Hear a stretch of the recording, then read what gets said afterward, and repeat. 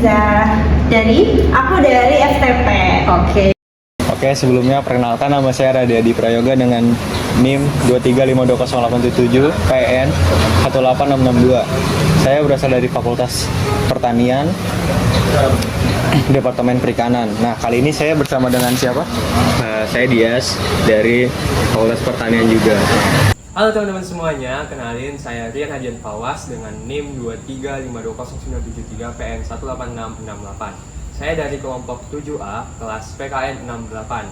Saya sedang bersama Sal Giga Budiasa, biasa dipanggil Sal. Saya dari Fakultas Pertanian Universitas Gadjah Mada, Prodi Agronomi Angkatan 2023. Halo semuanya, perkenalkan nama saya Putri Fitriana Widyastuti dengan NIM 520980 dari Program Studi Teknologi Hasil Perikanan Fakultas Pertanian Universitas Gadjah Mada Angkatan 23. Dan bersama teman saya Windy Wijianti dari Fakultas Pertanian Unisri. Ini aku pengen nanya-nanya nih, menurut kamu apa nih hukum di Indonesia sudah menggunakan asas keadilan dan menurut kamu ini apa alasannya? Kalau misalnya secara aturan sih jelas sudah menggunakan asas keadilan ya. Tapi untuk implementasinya seperti yang kita tahu lah, banyak berita-berita yang masih menunjukkan kalau hukum di Indonesia ini tajam ke bawah dan tumpul ke atas. Ya artinya untuk dijadikan secara landasan sih udah, tapi implementasinya belum merata.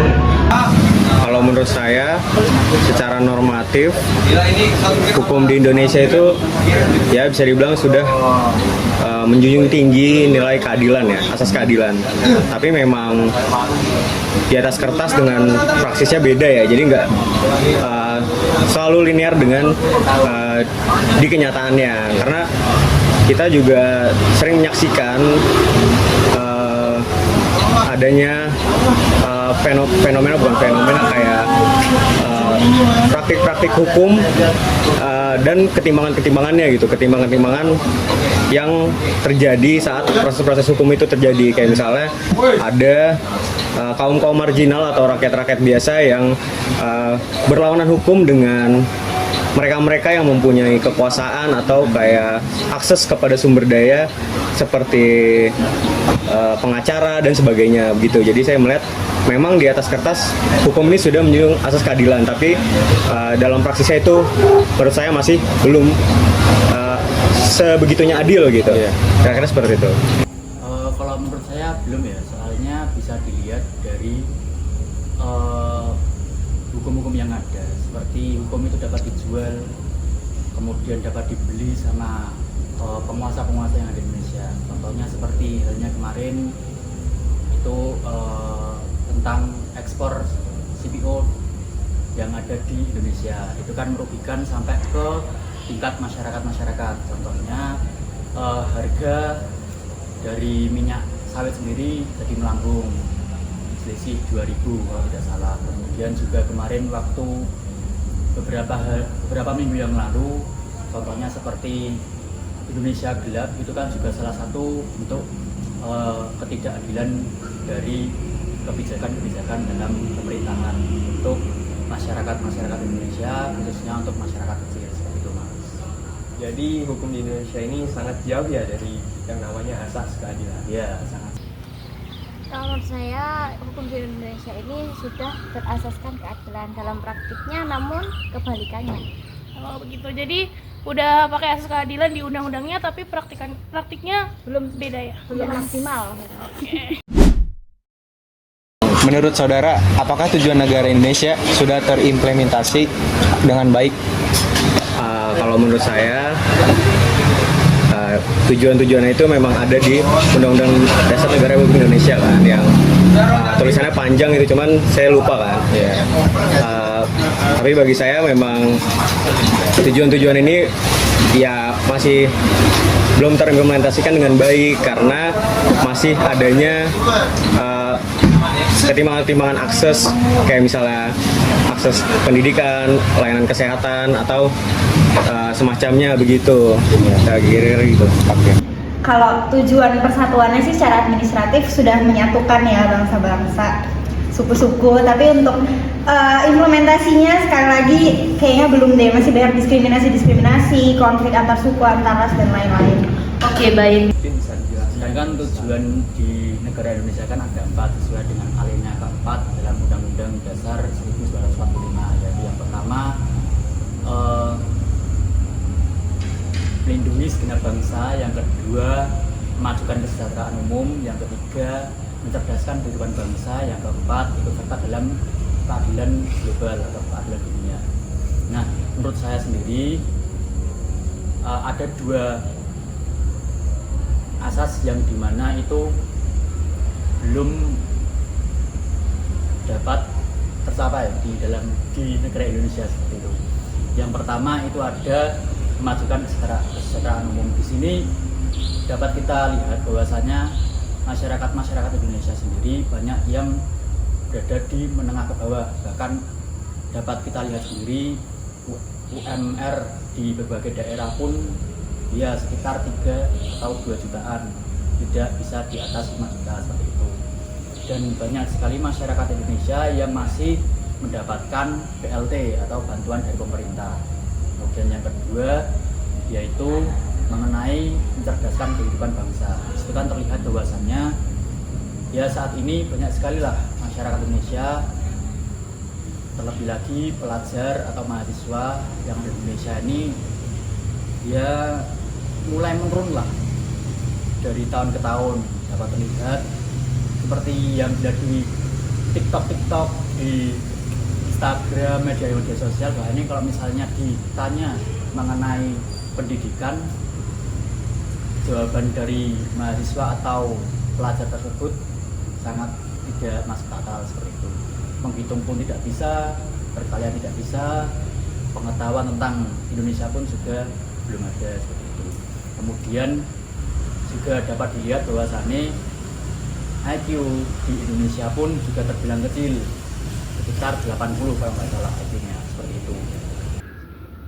Menurut saya tujuan Indonesia itu udah dilaksanakan, tetapi belum maksimal, belum merata gitu. Contohnya pendidikan di Papua, terus masih sangat amat sulit, jadi belum merata sampai seluruh rakyat Indonesia. Oke, gitu. Oke. Nah, menurut Mas Isal sendiri, tujuan dari hukum yang berkeadilan itu apa? Oke, menurut saya tujuan yang berkeadilan itu yaitu ini mas, ya, di negara Indonesia kan juga terlihat bahwasanya ada kaum menengah ke bawah dan kaum menengah ke atas. Di sini sangat terlihat sekali bahwasanya kaum menengah ke atas akhir-akhir ini selalu diuntungkan oleh kebijakan-kebijakan dalam pemerintah, berbeda dengan kaum menengah ke bawah yang selalu mendapat tekanan dari segi ekonomi maupun dari segi sosial seperti itu. Nah, kalau menurut saya gimana Tujuan dari hukum yang berkeadilan. Tujuan dari hukum yang berkeadilan. Nah, jadi hukum yang berkeadilan itu kalau bisa ini merata mas. Jadi seperti halnya di berbagai negara, contoh di Swiss itu kan merata, tidak ada atau jarang ditemui masyarakat kaum bawah yang mana itu terlihat oleh ya di sekitar kita seperti itu. Jadi kan sangat tidak enak ya kita melihat bahwasanya kaum bawah itu banyak sekali di sekitar kita, seperti halnya di Bangsu itu kan banyak sekali, kemudian pemulung dan lain sebagainya seperti itu. Yang jelas sih menciptakan kondisi sosial yang aman, tentram, kitanya juga merasa tenang dan merasa dilindungi oleh hukum gitu sih kalau menurut aku. Hukum yang berkeadilan untuk menertibkan agar orang-orang itu tidak sewenang-wenangnya, terus untuk ketaatan, terus kenyamanan dalam bermasyarakat. Oke, baik.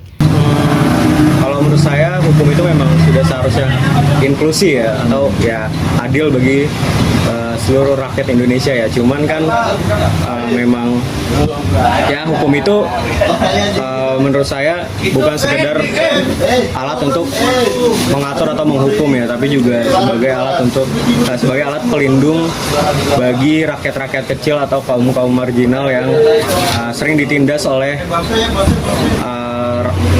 gajah-gajah raksasa ibaratnya yang kadang semena-mena ya. Jadi ya kalau memang masih ada kejadian seperti itu, saya rasa belum sepenuhnya adil. Jadi harus lebih adil lagi hukum Indonesia kayak gitu. Pertanyaan keempat, nah menurut Winda, apakah lembaga penegak hukum sudah baik dalam menjalankan tugasnya dalam penanganan hukum di Indonesia sendiri? Penegak hukum sebenarnya tugasnya bagus untuk menegakkan hukum ya. Tetapi kalau saya lihat itu belum maksimal, belum sepenuhnya, masih tumpul ke atas, tajam ke bawah. Oh iya betul. Jadi belum itu ya, belum merata, terus belum adil sepenuhnya ya. Oke ya. Kalau lembaga penegak hukum ya, sebenarnya penegak hukum itu kan nggak cuma 1-2 ya. Ada banyak, dan saya melihat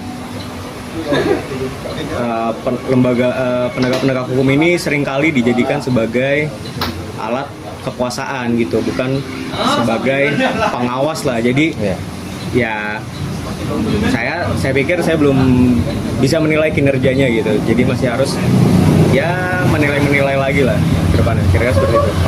Justru sih kayaknya sebagian besar penegak hukum itu malah memperburuk citra penegak hukumnya sendiri ya, kayak korupsi lah, manipulasi, tebang pilih, dan lain-lain. Jadi jelas justru lembaga penegak hukum tuh masih belum bisa menjalankan tugasnya dengan baik sih menurutku. Oke.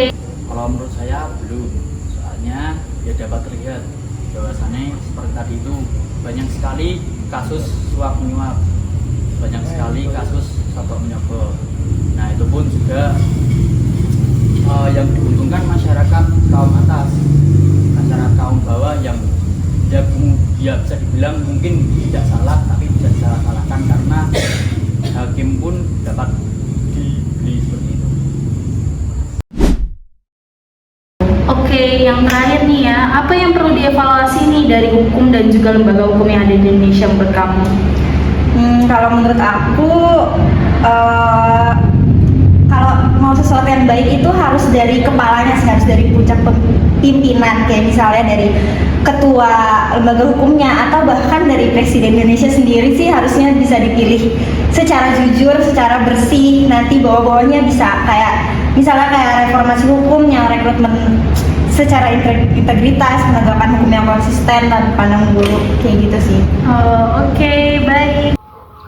Hukum di Indonesia kurang jujur.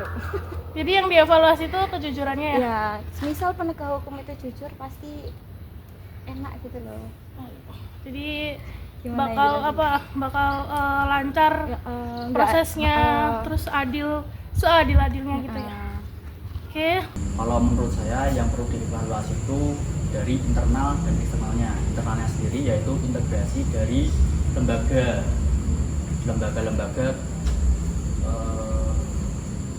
penegak hukum, lembaga penegak hukum, contohnya seperti kepolisian, jaksa, dan lain sebagainya. Nah itu kan akhir-akhir ini seperti kepolisian, kemudian jaksa itu kan pandangan masyarakat kepada mereka, lembaga-lembaga ini kan menurun seperti itu. Itu harus ditingkatkan lagi, diperbaiki lagi, atasan-atasannya itu diperbaiki lagi untuk sikap-sikapnya. Kemudian kalau dari eksternalnya sendiri itu dari masyarakat mas. Jadi masyarakat ini kalau bisa menjadi badan pengawas. Kami mengawasi setiap pergerakan dari lembaga-lembaga keadilan tersebut, penegak hukum tersebut, seperti itu. Oke. Kalau masalah evaluasi ya, tentu ya, karena kan kita juga sering melihat yang seperti kasus tadi. Tapi bagi saya yang perlu dievaluasi adalah mungkin paradigmanya, cara berpikir tentang hukum, kepada hukum. Jadi sebenarnya hukum ini diposisikan sebagai apa gitu? Bisa apakah hukum ini diposisikan sebagai ruang koreksi sosial atau hanya sebagai